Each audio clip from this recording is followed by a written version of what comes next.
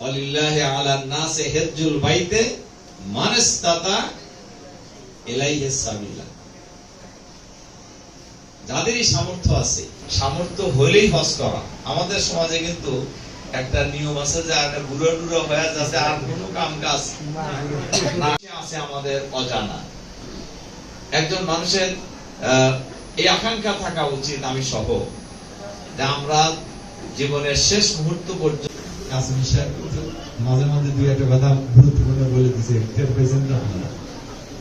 এই হজের আমি এই ছাত্র জীবন থেকেই দেখছি সমাজের বিভিন্ন স্তরের মানুষের সাথে মিশে দেখছি যারা আমার চোখের সামনে জান্নাত ব্যতীত আর অন্য কিছু না।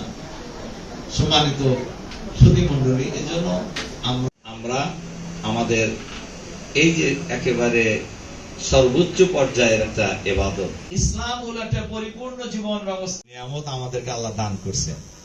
আমরা ন্যাচারালি রেডিমেড ইসলাম পেয়ে গেছি। ইসলামী জীবন ব্যবস্থা বাদ দিয়ে অন্য ব্যবস্থা যারা গ্রহণ করবে, এটা আল্লাহর কাছে গ্রহণযোগ্য।